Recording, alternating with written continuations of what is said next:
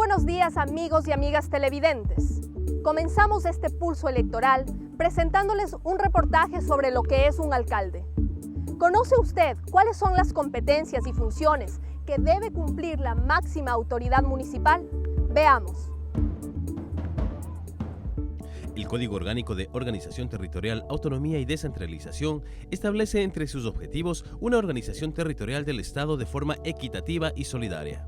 Al tener los gobiernos autónomos descentralizados municipales autonomía política, administrativa y financiera, entre sus competencias y responsabilidades están planificar el desarrollo cantonal de manera coordinada con otras instituciones, así como formular los correspondientes planes de ordenamiento territorial con el fin de regular el uso y la ocupación del suelo urbano y rural. También deben ocuparse de las obras de vialidad urbana, dotar de servicios básicos y planificar y ejecutar las obras del tránsito y transporte terrestre.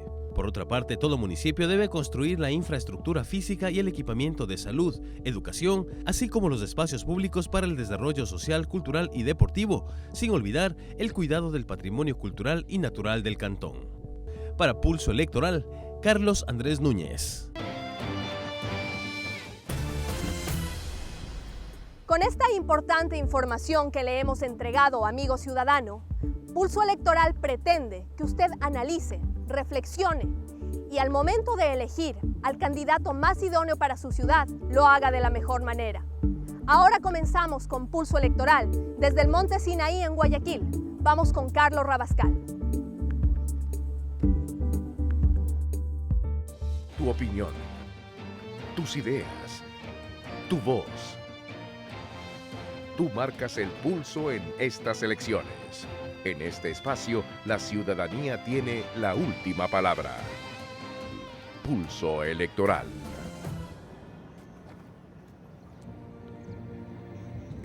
Pulso Electoral llega el día de hoy a su final, pero con la satisfacción de haber cumplido nuestro objetivo, de haber acercado información y haber construido pensamiento crítico a través de la voz ciudadana.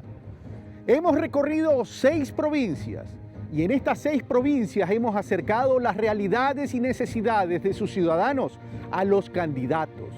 Hemos querido hacer algo muy distinto, pero lo que le pedimos el día de hoy, amigo televidente, es que desde sus hogares y desde su entorno analicen y debatan.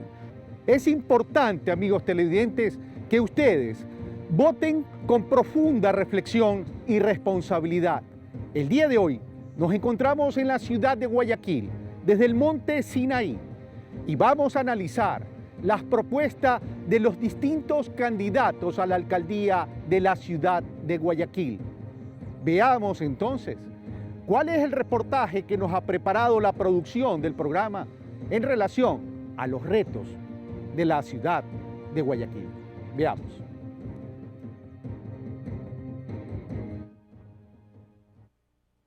Era 1992, una nueva era de regeneración para Guayaquil, ciudad que se encontraba en completo abandono. Comenzaba la era social cristiana. Hoy, 22 años después, Guayaquil continúa navegando en la ilusión del progreso. Un hombre magnífico, un alcalde que está considerado a nivel de América Latina como un hombre excelente en su administración. Muchas cosas que ha hecho y yo las veo desde que era pequeña. El malecón, por ejemplo, antes no se podía, ahora ya se puede. Pero no todos los sectores de Guayaquil han sido parte de este sueño llamado hoy modelo exitoso. Muchos conocen el Guayaquil turístico que sin duda ha beneficiado a varios sectores de la población, pero muy pocos conocen el otro Guayaquil. Hoy empezamos nuestro recorrido por un sector adornado, regenerado en su parte externa.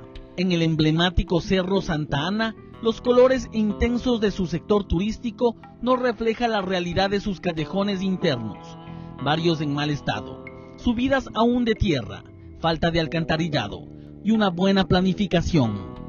Sí, y ahorita comienzan a pintar casas, pero ¿para qué? Para las elecciones que se vienen para ganar votos, para eso, nada más, de ahí ni más no nos toman en cuenta. Y se repite la historia en uno de los sectores más populosos de Guayaquil, los Guasmos. Aquí en sus cooperativas, al parecer, solo las calles principales han sido la prioridad. Si avanzamos al interior, nos encontramos con obras inconclusas, alcantarillado en mal estado e incluso sectores olvidados como las eternas zanjas que por más de 40 años han formado parte de la vida de los moradores de este sector. Esto cuando llueve, esto se hunde feísimo, sube todita la marea para acá arriba. Ya aquí hay este hueco que han dejado y varias veces ya los carros se han caído. Entonces no tenemos nada porque ¿qué hace que hayan rellenado si no han hecho todavía los canales como para que se vaya el agua? Entonces el agua igual queda aquí. Las calles por allá que las arreglen, pues también bien pavimentadas. Todavía por ahí unas que otras no me arreglaron y ahí dejaron vuelta todo botado ahí. La isla Trinitaria es otro sector que, aunque muestra cambios recientes en su fachada, aún vemos calles olvidadas y obras que apenas están queriendo empezar. Los moradores se quejan de que las obras llegan a medias. Los que andan a media y en esa caja mayor no estamos ni conectados, entonces, ¿qué arreglo es? Finalmente llegamos a Monte Sinaí, donde viven aproximadamente 274,000 personas. Y más del 48% habitan en casas de caña. Aquí la obra se ve solo en la avenida principal, mientras que en la totalidad del sector lo que está a simple vista es carencia de cualquier tipo de servicio. No hay calles, no hay alcantarillado, no existe un sistema de agua potable. La población en su gran mayoría carece de las mínimas condiciones para una vida digna. Una, que nos legalicen, porque aquí no está legalizado esto todavía. Y otra, que nos arreglen las calles. Una vez recorridos algunos sectores de la ciudad, analizamos junto a sus protagonistas, los ciudadanos, dos problemas álgidos que han enfrentado el actual gobierno cantonal. La movilidad humana. Una de las soluciones fue la metrovía. No, porque la verdad que esto aquí es uno más lo estropea. Sí, le faltan más unidades. Para el comercio informal, la solución fue el control mediante la policía metropolitana. No, pues no es fácil nomás, no es que hay que ver los municipales, hay que salir corriendo, soplado, porque eso parece que son dueñas en la calle. A veces me llevaron un pilo de toalla y tú crees que me las fui a reclamar, nunca me la dieron. A mí me han quitado 3 veces la mercadería, ahorita ya casi ni tengo. Me quitaron el día del padre camiseta, me quitaron mochila el día de las clases. Ahorita están dejando por las elecciones. 22 años de una visión unidireccional han dividido la ciudad en dos. Para muchos el progreso llegó, pero también se han sumido en el miedo, olvido y la segregación a muchos otros. Así se siente el guayaquileño, en los dos lados de la moneda. Pulso Político, Javier Rosero.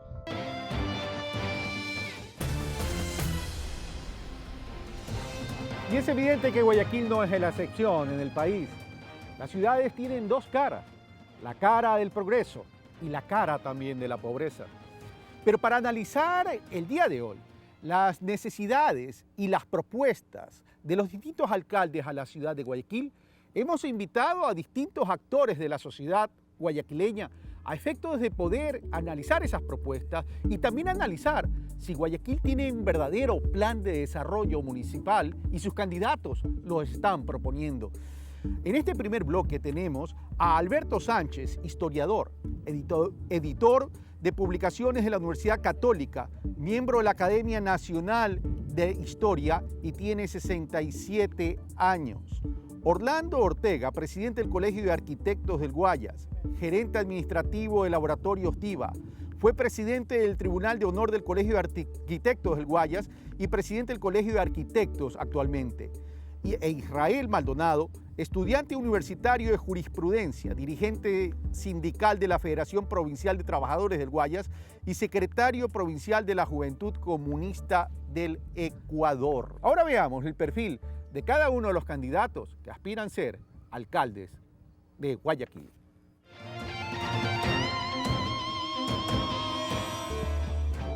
De cara a las elecciones del 23 de febrero, 4 candidatos se disputan la alcaldía de Guayaquil. El abogado Jaime Nebot ha sido diputado y candidato a la presidencia de la República en 2 ocasiones. Fue gobernador de la provincia de Guayas durante el gobierno de León Febres Cordero. Es alcalde de Guayaquil desde el año 2000. Representa al Partido Social Cristiano y a Madera de Guerrero. Por su parte, el arquitecto e impulsador del colectivo Nuevo Guayaquil, Eduardo Álvarez, se postula por el movimiento Pachacutic. Mientras que el Partido Socialista tiene como candidato a Valerio Eustacio, quien tiene estudios en Derecho, ha sido dirigente barrial, diputado y asambleísta. Finalmente, Viviana Bonilla es la representante de la lista 35, Alianza País. Bonilla ha sido procuradora jurídica del Servicio de Rentas Internas, asambleísta provincial y gobernadora del Guayas. Para Pulso Electoral, Carlos Andrés Núñez.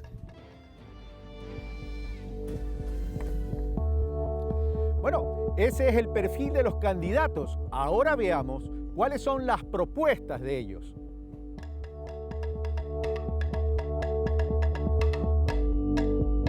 Proceso inmediato con las Riovía. Con los ferries taxi vamos a descongestionar el tránsito y tenemos otros medios mediatos que se va a analizar como vías de norte a sur y de sur a norte de descongestionamiento rápido. O vamos todos de pie o hacemos unidades para solo sentados. Hay que incrementar las unidades. Incluso cuando alguien decía pongamos acondicionador de aire, sí, pongámoslo, pero el problema es que hay exceso de gente en la metrovía.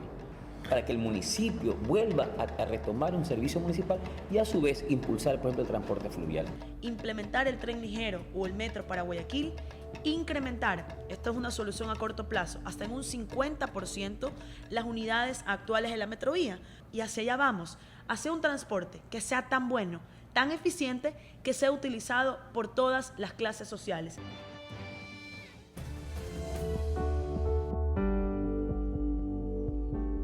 Debo aclarar, amigos televidentes, que el abogado Jaime Nebot fue invitado para también exponer su propuesta en los distintos rubros que vamos a analizar. Lamentablemente no obtuvimos respuesta positiva del candidato Jaime Nebot, actual alcalde de Guayaquil. Comenzamos y desarrollamos entonces el análisis. Comienzo preguntándole, señores, y comienzo por Orlando, que es presidente del Colegio de Arquitectos del Guayas. El tema de movilidad es un problema que ha concentrado el análisis y la propuesta de los candidatos. Para la candidata de Alianza País, la abogada Viviana Bonilla, indica que la solución es un sistema integrado donde su eje fundamental y central va a ser el tren ligero sobre superficie. Para el candidato Jaime Nebot y actual alcalde, habla del aerobús. Y tenemos el candidato de Pachacuti que dice, más allá de eso, lo podemos complementar con el transporte pluvial. Es también aquello, lo dice Valerio Estacio, que está de candidato también a la alcaldía de Guayaquil. Comienzo con Orlando. El problema existe de la movilización diaria. La metrovía actualmente no es una solución, fue una alternativa de solución. Los tres candidatos tienen razón al plantear estas alternativas. Pero estas alternativas también debemos pensar en el costo que tiene, el tiempo para implementarla y la inclusión, tanto de personas de la tercera edad o con problemas de discapacidades. El planeamiento urbano, la planificación de la ciudad también debe estar coordinado, el desarrollo, donde van a estar las industrias o la parte económica, porque a veces parece cuestiones de Ripley que una persona que vive en el sur tenga que venir hasta el kilómetro 12,5 vía Daule, cuánto tiempo se demora, cuántos transbordos tiene que hacer directamente. ¿Por qué?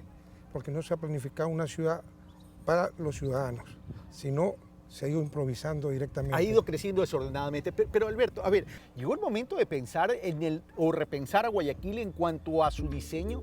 Guayaquil debería dejar de ser una ciudad horizontal para comenzar a ser una ciudad vertical, es decir, crecer para arriba.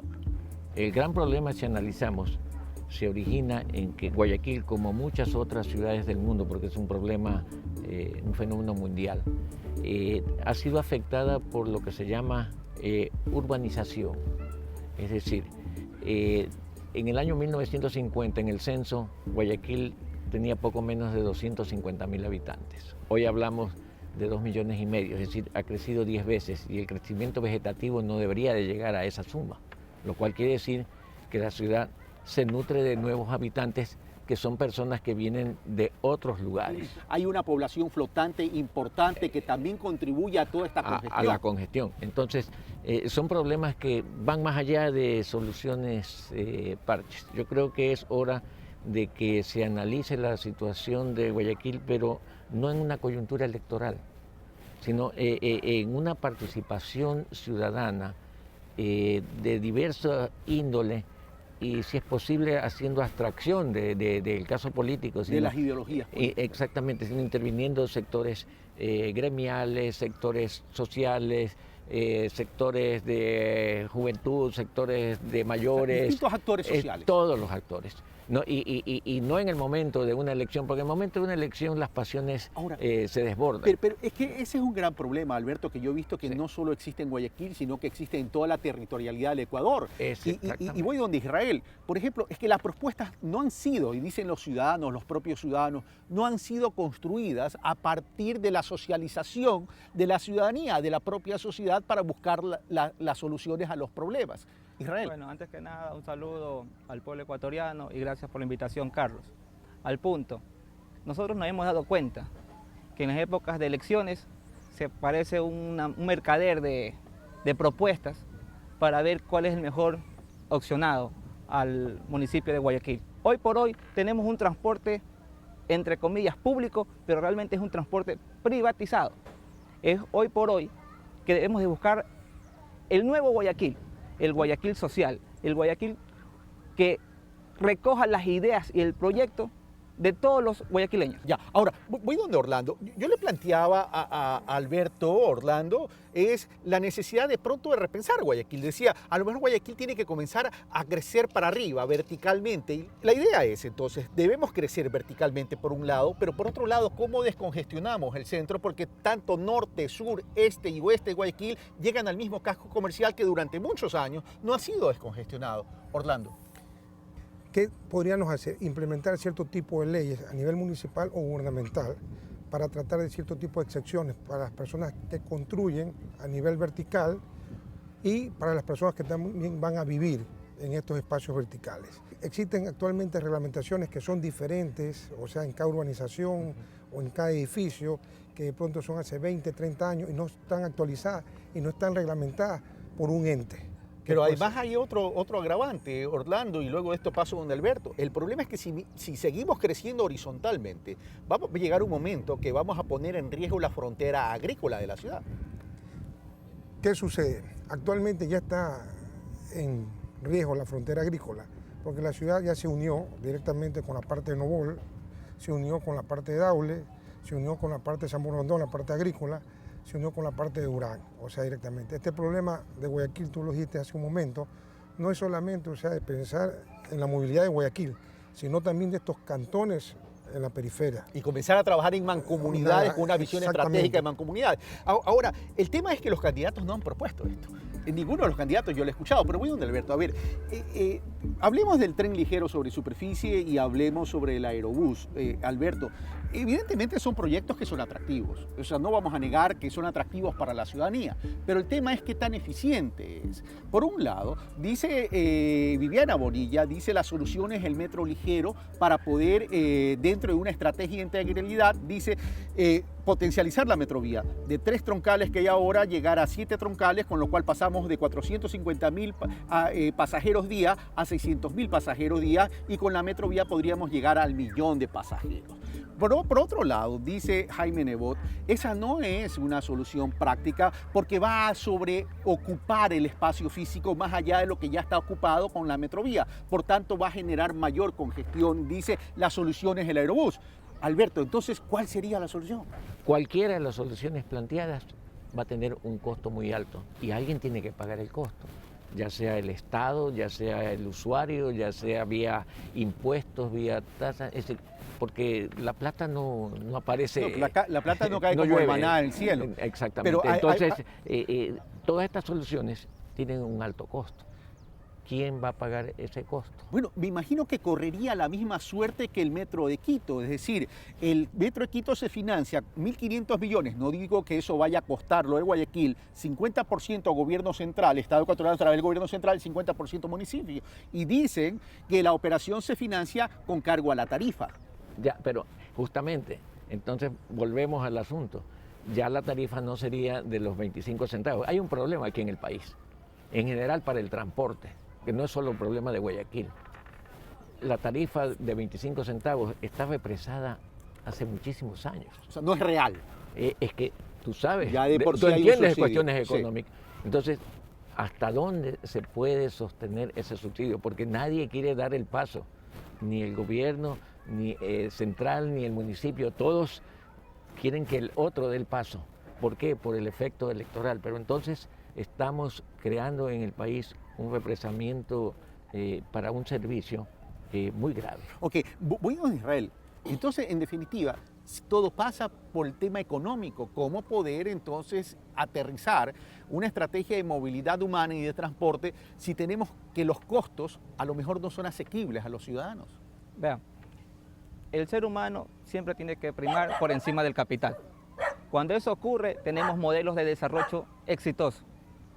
Si es viceversa, tenemos un modelo de desarrollo como el actual municipio, ¿no? Donde Guayaquil lo resumen en el malecón y sus principales lugares turísticos. Pero sin embargo vemos la pobreza real en los barrios marginales. Entonces, ¿cómo podemos llamar un modelo exitoso cuando ocurre esa desigualdad social? Y ya tengo que ir terminando, así que les pido por favor las conclusiones, 30 segundos cada uno. ¿No llegó la hora de pensar en un Guayaquil metropolitano? Orlando, Alberto e Israel. A ver, eso es una realidad. O sea, el Guayaquil metropolitano a través de distrito tiene que realizarse. O sea, ya no se puede todavía tener una ciudad concentrada. Tenemos que desconcentrar la ciudad para los diferentes servicios, o sea, y que puedan llegar con mayor facilidad al ciudadano a nivel de lo que es el distrito metropolitano. Pero si hay un divorcio de un gobierno central con un municipio, nunca... Es complicado. Nunca se va a llegar. Gracias, Orlando. Alberto.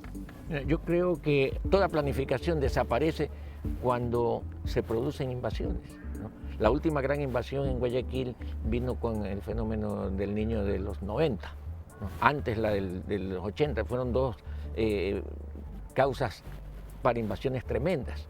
Y bueno, tampoco la gente puede en el campo, descuidado de servicios básicos, decirle quédese aquí obligado, no venga a la ciudad.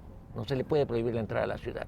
Entonces es un fenómeno social muy profundo que debe y amerita una solución técnica. Y que las soluciones políticas son para ejecutar lo que la técnica recomienda. A sentarse entonces a dialogar, dices tú, sí, en relación a un tema que todos es los actores sociales, es decir, todos los actores no se pueden excluir, claro. no puede haber exclusiones. Y la migración es una realidad, por tanto hay que no va a desaparecer. Israel, tus conclusiones. Más allá de un modelo metropolitano, yo aspiro de Guayaquil un modelo social, humano, incluyente, participativo de todos los sectores. Porque aquí, ya lo dijo Vladimir Lenin, una revolución no se hace, sino que se la organiza. Y si no tenemos una propuesta clara de todos los ciudadanos, no vamos a llegar a nada. El problema es que tenemos esas propuestas claras, porque ese es otro tema. Es decir, tú dices, la revolución no se hace realidad si no se la organiza. Yo diría, primero hay que comenzar con la revolución del pensamiento para tener unas ideas claras y luego pasar a ejecutarla de acuerdo a una planificación. Te vuelvo y te reitero una frase de Lenin, no hay acción revolucionaria sin teoría revolucionaria y viceversa. Lo que te quiero decir es que una revolución es una revolución conjunta de ideologías, de teorías, de técnicas y de hacerlo, ¿no? Bueno, y por el beneficio de Guayaquil, ojalá que todos nos podamos poner de acuerdo. Bueno, vamos donde Carlos Andrés Núñez. Carlos Andrés, tenemos una opinión ciudadana de doña Clara Luz Barre. Ella es de la cooperativa María Paidar de Monte Sinaí, casualmente, de donde estábamos grabando y transmitiendo Pulso Electoral. Sí, gracias Carlos. Bueno, estamos justamente aquí con la señora Clara y ella nos va a comentar algunas realidades de lo que se vive acá, justamente en el tema de las vías. Muy buenos días, señora. Coméntenos. Sí, le agradezco por haber venido a nuestro sector, que nos tomen en cuenta. En el invierno, todos los años tenemos el problema que tenemos que estar ayudando a evacuar a la gente porque están dormidos y ha habido momentos que se han tratado de ahogar. Niños, enfermedades, epidemias. Entonces, en realidad, vivimos olvidados. Pero ustedes, perdón, ustedes se han organizado, me estaba contando también, justamente para pedir a las autoridades este tipo de ayuda, ¿no? Sí, señor. Nosotros como comité pedimos hace 2 ocasiones al señor alcalde Nebot. Le enviamos solicitud para que nos ayudara por lo menos por las vías principales alternas del lado de acá de María Paidar, porque esa gente, todos nosotros estamos aislados. No pueden pasar ni siquiera los tanqueros de agua, no podemos coger agua, si las tiendas no pueden traer sus víveres. Entonces, en realidad nos quedamos incomunicados en el invierno. Es imposible vivir porque majamos lodo en el invierno y comemos polvo en el verano. Gracias, doña Clara. Gracias, Carlos Andrés. Visibilizar esto no significa inclinar la balanza. Significa decirle a los guayaquileños que aquí en nuestra ciudad hay una gran pobreza a la cual tenemos que vencer, a la cual tenemos que excluir para poder incluir a aquellos pobres laboralmente, social y movilidad. Son situaciones trataremos en el segundo bloque. Gracias, señores.